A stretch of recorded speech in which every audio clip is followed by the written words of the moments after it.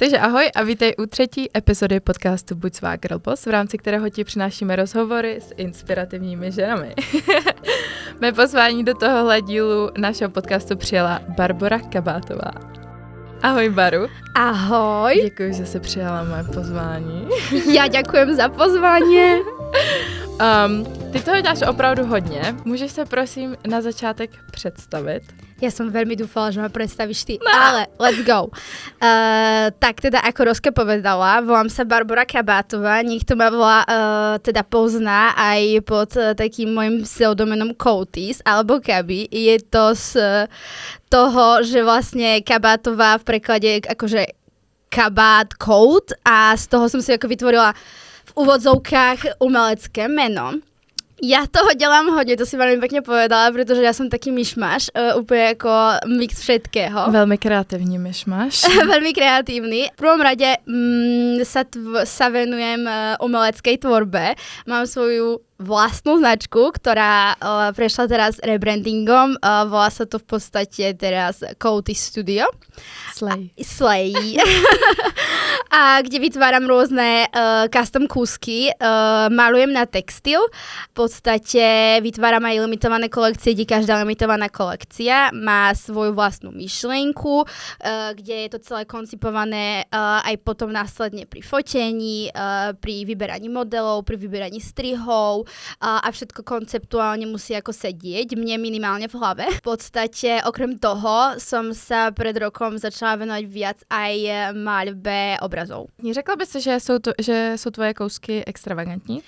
Určite sú. Ja sa aj snažím, aby tie kúsky boli stále akoby outstanding, ale boli casual, že by si ich zobral aj niekto, kto ako nosí biele čierne tričko, modré džíny, tak by si zobral napríklad pomaľovaný blazer alebo pomaľovanú mikinu a snažím sa tu viac keby posúvať tie hranice aj u tých ľudí, ktorí viem, že sú viac ako klasy, ale čo dáš za takú proste ako dobre padnúcu oversize mikinu? Každý to chce, vieš. Yes, ja určite. Můžeš nám říct, jak vlastně tvoje značka vznikla? Určite. Moja značka vznikla v podstate tým, že ja som niekde na internete videla, že sa dá maľovať teda na textil. Ja som celý život ako maľovala, ale nikdy som to neskúšala na textil, ale tým, že ja som strašne celé detstvo akože milovala fashion. Ja som milovala kombinovať farby, ja som bola schopná fakt si zobrať žltú bundu k modrej sukni a podobne.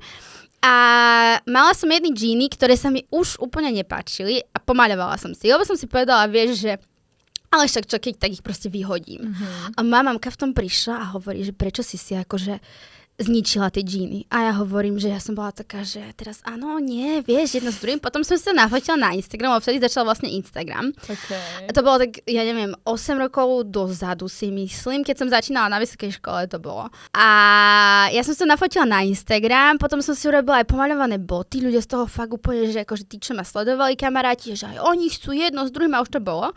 A nakoniec som si vlastne vytvorila aj samotný profil a už to nejak išlo. Ja som začala tým, že vlastne som robila custom kúsky na džínové bundy. Okay. Také tie akože, ja neviem, Jokera a podobne, ale zistila som po pár rokoch, myslím, že to bolo počas covidu, že by som chcela robiť viac svoju tvorbu, vieš, lebo som bola veľmi stiesnená v tom, že, jak by som to povedala, bola som strašne ovplyvnená tým, čo chceli ľudia, vieš, a nemala som takú úplne voľnú ruku. Ako určite boli klienti, ktorí, máš voľnú ruku, Baru, vieš, že ja ti verím, lebo videli moju tvorbu a čo keby moje výtvory, ale potom boli niektorí zákazníci takí, že no a toto a tamto a jedno s druhým, vieš, že keby tam si musíš urobiť aj svoje hranice, takže ja som si robila hranice, že som začala robiť vlastnú tvorbu, pričom som sa dosť toho bála, ale má to úspech.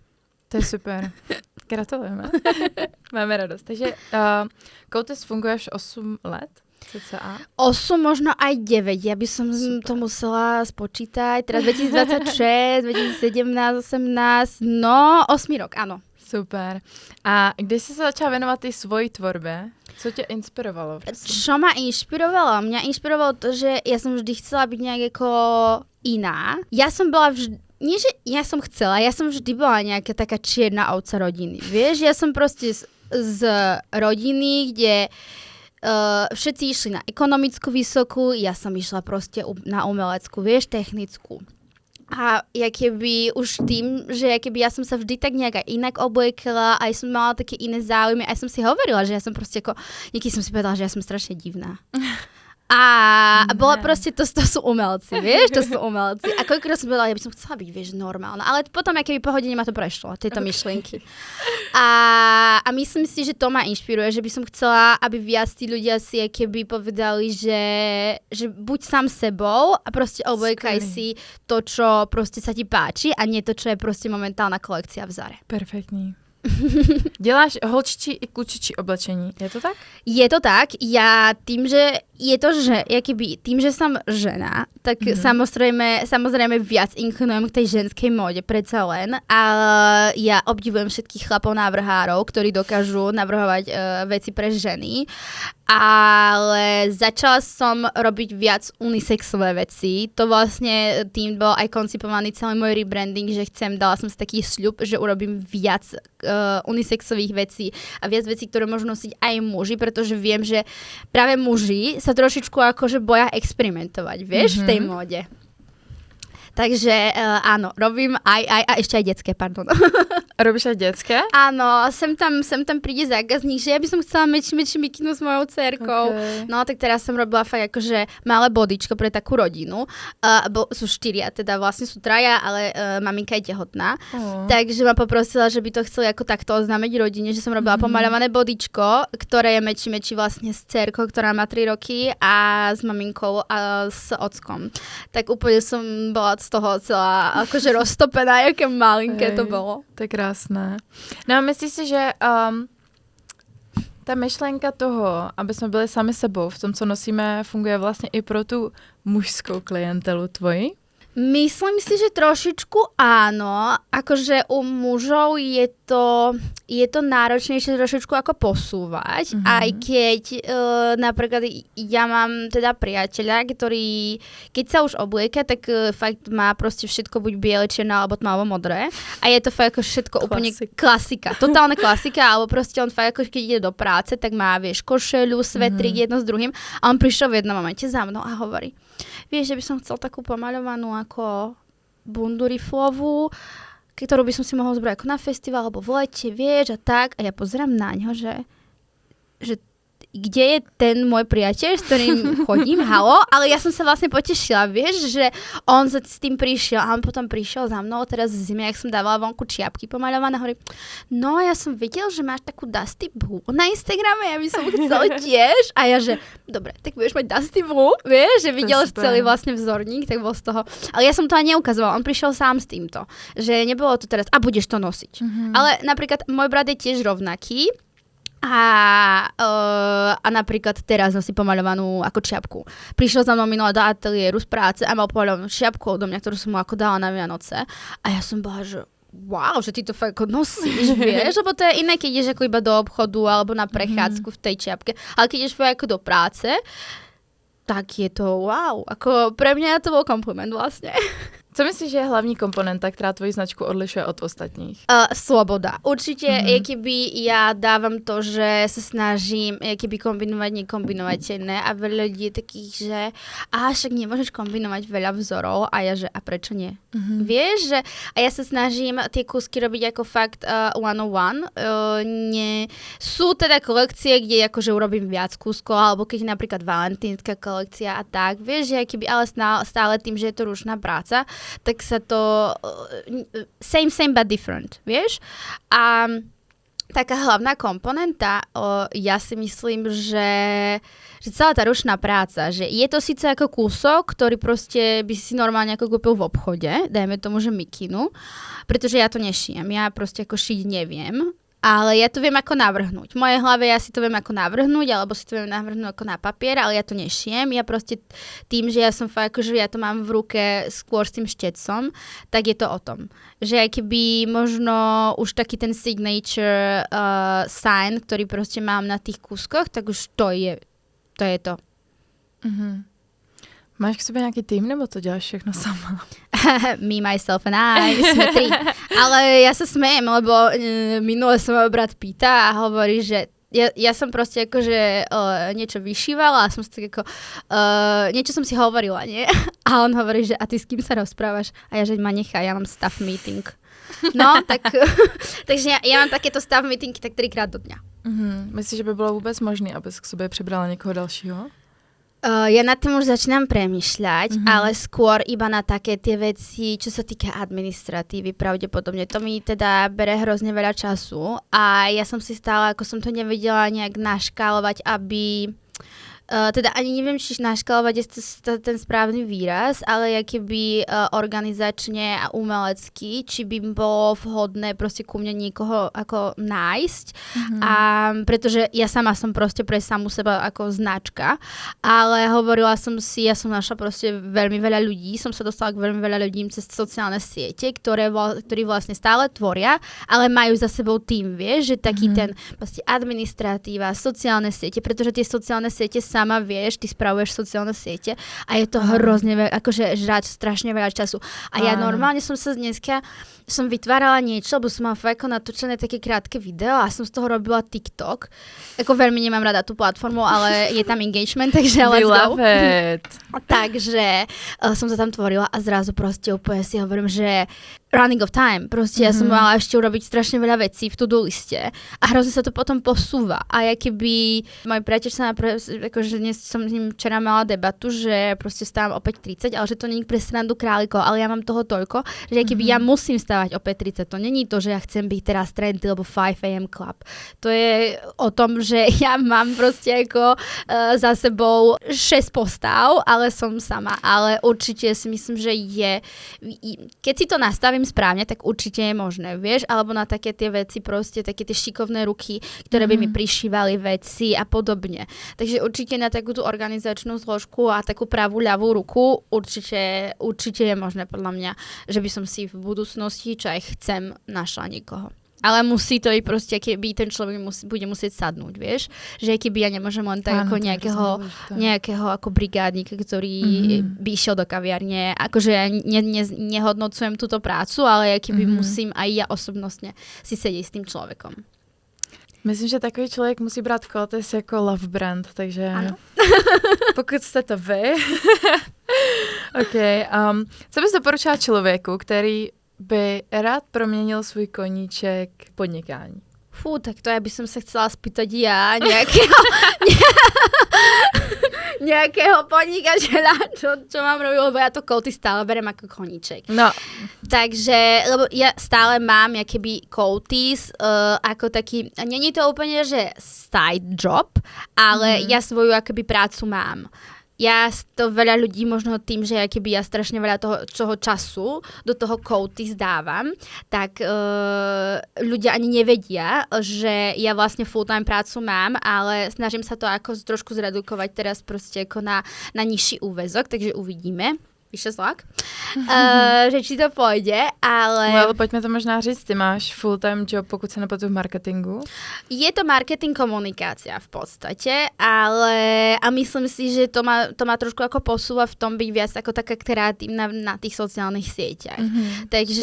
Takže, ale ja tým sociálnym sieťam sa úplne nechcem venovať, pretože keď potom mi to žere čas hrozne veľa, čo by som mohla tvoriť. Ale zase proste, keď začínaš ten svoj biznis, tak ty musíš rátať s tým, že proste pád a vstaneš. Proste je keby, že nie po prvom páde sa vzdať. To je asi moja taká rada a byť vytrvalý, pretože ja trvím 8 rokov, ale viem, že keď mám momenty, keď sa do toho fakt obujem a proste viem, že to ide. Vieš, že keby ide, ale to vlastne záleží na mne. Že jak sa do toho ja obujem a jak to proste potom pôjde. Kebyže proste teraz ako oznámim proste koniec, myslím si, že veľa ľudí to ako asi zasiahne, ale proste akože nie je to úplne, že môžem si robiť, čo chcieť, zaletieť si do Dubaja a značka bude fungovať. Vieš, to je proste o mne. Asi proste nebáť sa. Nebáť sa je tá rada. Když jsi mluvila o těch pádech, měla jsi nějaký konkrétní pády, který bys možná tady mohla zmínit a jak jsi se z nich dostala? Vieš čo, ja si myslím, že každý deň, alebo respektíve z času na čas, možno pravidelne dostane človek, ktorý niečo buduje, nejaké pády, ale to sú aj také tie hejty na Instagrame, ktoré dostaneš, alebo hejty presne na tom TikToku, alebo proste keby na tých sociálnych sieťach. Máš na TikToku hejtry? Akože... Ja keby minula som, vieš čo, ja som dávala, že mám tie pomalované šaly s tými čiapkami. A jeden pán, ja som to hovorila práve minulé kamarátke, hovorím, že že pán mi proste ako napísal, že to si myslí, že je pekné? Lebo nie je. Vieš, a ja si myslím, že ja sa snažím tým ľuďom, že keby to koutis, lebo to je podľa mňa ono, kto koutis, si hľadá a priťahuje ľudí, ktorí sú rovnako ako naladení. Ja sa akože ja nikoho nenútim, že hej, kúp si koutis. Proste, keby to si ľudí asi nájde, povedala by som. Ale s tým pádom, vieš, ja som mala párkrát také že vyhorenie počas covidu, pretože keby počas covidu vlastne všetko sa zatvorilo, ja som nemala proste brigádu, ja som tu študovala distančne, vrátila som sa na Slovensko a hovorila som si, OK, tak proste, keď nebudem maľovať, tak budem maľovať obrazy mamke, vieš, že doma na balkóne, dajme tomu. A ono to proste, ja som začala robiť a oni objednávky chodili. Ale to bolo super, až do momentu, kedy ja som 23.12. o 10:00 večer odovzdávala poslednú objednávku. A ja som mala predaných hrozne veľa poukázov na ďalší rok, lebo som nestihla pomaľovať to, čo ľudia chceli. A ja som si nenastavila presne tie hranice, vieš. No a ja som sa mesiac a pol nevedela dokopať k tomu, aby som začala robiť na tých objednávkach, ktoré mali byť potom za tie poukazy. Takže vyhorenie je veľmi, veľmi krehká záležitosť v tomto. Hlavne fakt, akože ja teraz čím ďalej, tým viac si uvedomujem, že tie hranice a tie zdravé hranice si musíš proste nastaviť. Akože aj za úkor toho, že OK, tak nezarobíš na 2 zákazkách, ale proste ty sa budeš mentálne aj psychicky a fyzicky spokojná. A myslím si, že niečo podobné som zažila aj tento rok, keď som, možno si to čítala o mňa na Instagrame minulý rok, teda, pardon. Že vlastne ja som fakt do posledného momentu ešte odovzdávala, jedno s druhým balila a ja som akože prišla domov, mám podľa slov mojej mamky ako tieň, ja som akože 4 dní som nerozprávala, mňa celé telo proste bolelo a ja som proste, mňa bolo chodiť na záchod, ja som proste prespala 4 dní. A vtedy som si vlastne uvedomila, že vieš, že keby nemôžem každému vyhovieť. Takže tie pády sú, ale myslím si, že aj to je taký boj so psychikou, so svojou vlastnou psychikou, že či ísť na úkor niekoho jedno s druhým a potom proste nevyhovieť, bude sa to ľuďom páčiť a aj to hovorím, že vlastne ty musíš byť aj sám sebou niekedy a ono si to tých ľudí nájde. Koniec. Myšlenky. Mám to dost podobně. V momentě, kdy už ty zakázky máš a ty klienty máš, tak o ně prostě nechceš přijít. Že? My jsme vlastně totiž nedořekli, Barča má totiž že full-time job v marketingu, pak dělá lektorku u nás v Art Moment a pak má ještě Koutis, takže Koutis, pardon. Jo, Koutis. Ale ja to mám tak, mám Koutis, potom mám full-time prácu a potom mám Art Moment. Ja keby, že to Koutis sa snažím dať fakt ako na prvé miesto, pretože ja z toho chcem vybudovať love brand, ktorý budem proste môj životný štýl. Že už keby nechcem úplne mať tú full-time prácu, respektíve, ono to je strašne dlhá cesta, ale we are too young. Takže času dosť. Ty jsi tady zmínila svobodu jako nějakou hodnotu, kterou chceš Koutis předávat. Taky jsi zmínila to, že chceš, aby si z toho lidi brali, aby byli sami sebou v módě hlavně. Jsou nějaké další hodnoty, které jsou pro tebe v rámci Koutis a důležitý, ale možná taky v rámci podnikání? Vieš čo, keby tá sloboda a byť sami sebou, skôr si, keby som to ešte chcela možno trošičku objasniť, lebo myslím si, že keď to človek v tom oblečení cíti, tak ten človek sa aj lepšie... Keď sa v tom dobre cítiš, ty máš aj lepší deň, máš lepšiu náladu. Vieš, že proste fakt, že ideš po tej ulici, ideš po tej ulici a proste fakt sa cítiš, že Ježiš, vieš, že mám dobrý outfit a mne to... ono to je také klišé pre niekoho, kto tú modu nerieši, tak to proste ako mu príde, že sú to plitké reči, ale keby keď ty tú modu a proste s tou modou žiješ, tak si normálne akože ty sa cítiš oveľa sebavedomejšie. To je jak keď proste napríklad niekto chodí do fitka a teraz je fakt v dobrom shape, vieš? Že keby tiež sa lepšie cítiš, alebo ja neviem, urobila si niečo dobré v práci, tak sa proste lepšie cítiš. A toto je pre mňa tá hodnota, ktorú proste chcem ďalej predávať. A ešte určite autenticita. Ja keby tým, že je to skôr osobný brand, tak ľuďom predávaš tú emóciu. Je keby pre mňa je dôležité to, aby ľudia proste vedeli, že jaká som a ja keby že hej, ja proste chcem od nej. Že nie je to proste, že hej, ja by som chcel pomalovaný kúsok, ale ja chcem pomalovaný kúsok od Coatis. Dajme tomu, vieš? Že keby to je, keď máš proste svoju obľúbenú značku a ja keby ty si to kúpiš len z princípu, že proste je to to. To isté robí napríklad Natálka v Adolfináte. Akože určite, ja ich tak strašne rada sledujem. Nemám product placement, ale shoutout Adolfináte. Krásna tvorba. Akože ona urobila fakt akože veľký kus práce, strašne rád sledujem. A celú Adolfinátu a hovorím si, že presne ona vie, že keby aj na tom TikToku, aj na tých sociálnych sieťach proste ona je ten brand, ale vlastne keby má pod sebou tým, presne. Ale ja keby ona tým žije a ona predáva tú emóciu, vieš, ona sa prihovára tým zákazníkom a tým ľuďom tej komunite. A ja keby, ty keď komunikuješ komunikuješ a kooperuješ s tou komunitou, že im dávaš otázky jedno s druhým, proste aj viac, napríklad som rada, že mám už teraz ten ateliér, že ľudia ma môžu viac keby navštíviť tam, v tom, keby, že je to skôr, že je to viac osobné, tak je to predsa len, že tí ľudia ako cítia, že jakú ty máš energiu. Ty z toho človeka proste cítiš prvých 5 minút, že či ste si sadli, alebo ste si nesadli, vieš? Určitě, já si myslím, že to je taky skvělý tip pro lidi, kteří začínají. Že vlastně ty osobní brandy. Ja stále začínam to, akože ja si stále hovorím, že keby ty si ma tu pozvala, že buď som girl boss a že čo by som ako poradila ľuďom, čo z hobby a ja hovorím, veď ja nie som niekto, kto je v rebríčku vo Forbes alebo v CheckRunchi, vieš, ale cítim sa potom akože, vieš, bude sa mi dobre tvoriť teraz? Yes, já si myslím, že to není vůbec důležité, jestli se ve Forbes, jako mě velmi inspiruje, co děláš. Že to, děkujem. To je pro mě důležitý a proto taky jsem se tě sem pozvala a já bych se tě chtěla zeptat, jo? Poď, nie.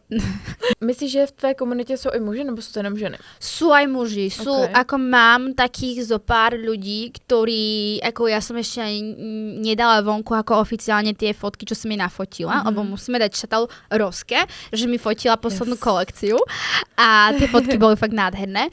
No a napríklad mám proste asi, ja neviem, 5 chlapov, ktorí ešte to ani nevideli a že I want it.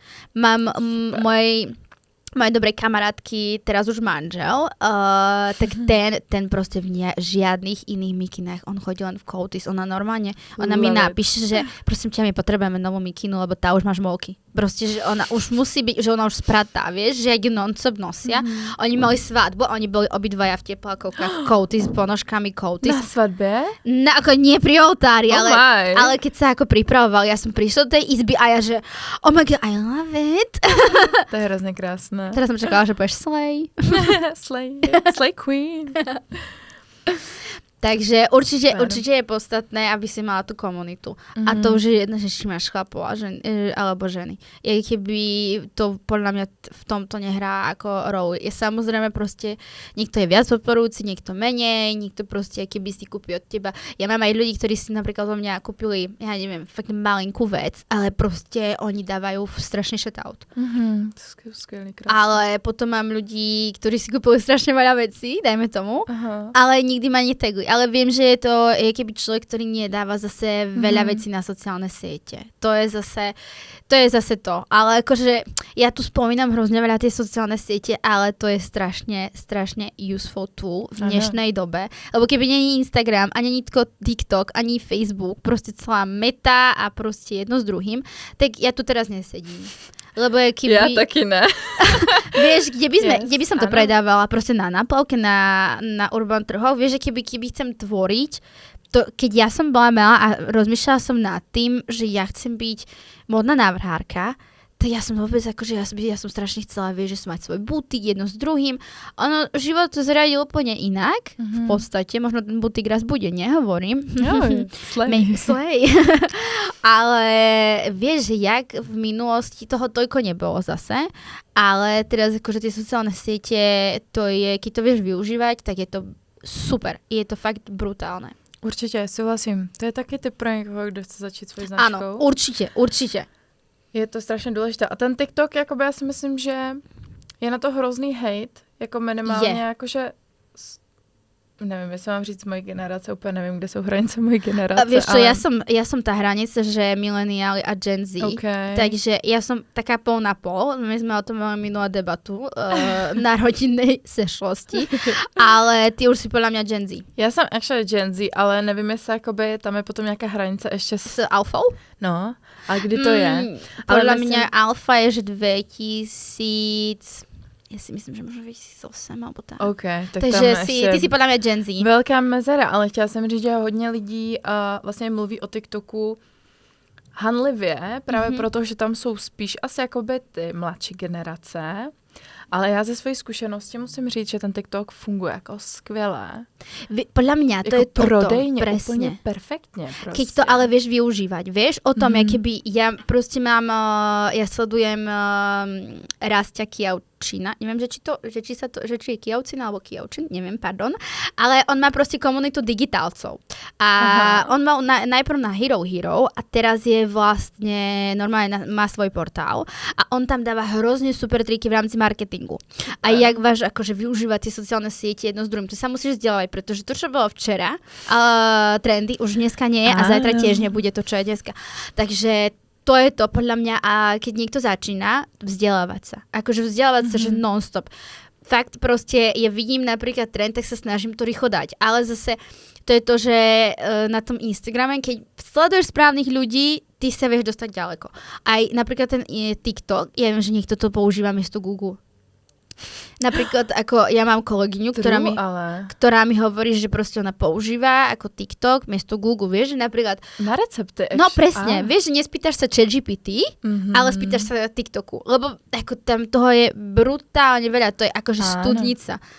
Tam nevieš dosť nakoniec, podľa mňa. Akože reálne, to ako do 70-ky by som scrollovala, keby som chcela dosť nakoniec TikToku, vieš, to nedá sa.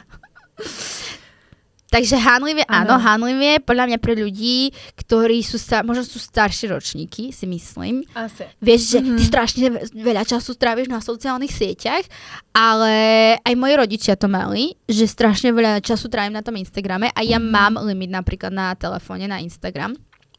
A neprekračuješ ho? Ale niekedy áno.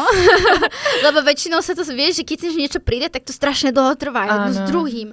No, ale odkedy je Meta Business Suite, tak používam vlastne na komunikáciu takže už potom ma to nenúti scrollovať jedno s druhým. Ale myslím, moja mamka, keby som jej musela vysvetliť a ona aj vidí, že proste aký tam je progres, tak už nie je taká to, že ty máš furt v ruke ten telefon, lebo ona vie, že ja s tým telefónom pracujem. Vie, že ja proste ako odpisujem ľuďom objednávky jedno s druhým a ona to vidí. Vie, že keby úplne inak sa teraz tí ľudia na to pozerajú. Ale stále podľa mňa tie staršie generácie to nechápu. Akože sú ľudia, ktorí to ako tomu nerozumejú, ale ja fakt hovorím, že ty keď to vieš využívať, tak to je brutálny nástroj. Jo, určitě je jako něco neskutečného, jestli začínáte s nějakým podnikáním, tak ten TikTok fakt jako nevynechávejte, protože to by byla hrozná škoda. To je pravda. Tam je hrozně moc prostoru. Jo. Poslední moje otázka na tebe je, co pro tebe znamená být svá girl boss? Moja girl boss, že som pánom svojho času. Určite, že je keby lidovať si svoj time management, podmieňovať sa keby nikomu, vieš, že je keby že mne nikto neorganizuje čas. Ja milujem to, že ja si môžem akurát naskedžulovať, jak ja chcem. A to, vieš, možno si to niekto povie, že tak potom môžeš akože, to si ľudia možno to vieš tak predstavia, že môže stávať o 10, jedno s druhým, ale nie, ja milujem byť produktívna. Ja milujem byť produktívna a proste kebyže taký ten pocit, ideš spať, rekapituluješ si deň, vieš, a si povieš, že si bola, že toto si vlastne urobila a že wow, že being proud of yourself. Takéto. Vieš, že tu ja nepotrebujem asi úplne ako pochvalu od niekoho, že teraz, že od každý deň, že počuť, že to je super, ale keby musíš si veriť, to je to. A keby byť pánom svojho času, určite, no. A ja akože pre mňa spánok, to veľa ľudí nerozumie, ja milujem spánok, ja nehovorím, ja milujem proste sa dobre vyspať, áno, akože ja som dneska spala 7 hodín, úplne fresh, jak rybička. Slay, ale ja normálne ako spím, že 6. A ľudia to nerozumejú. A ja sa na to teším práve v lete, že 6 hodín mne vôbec nebude vadiť, lebo už je proste akože teplo, slnko, jedno s druhým, svetlo, ale v zime to je trošku náročné.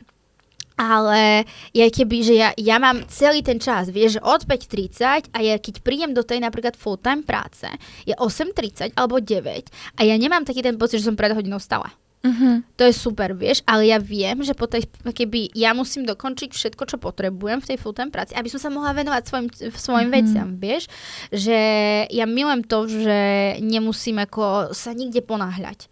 Že mám taký ten svoj proste ako program a svoj rozvrh.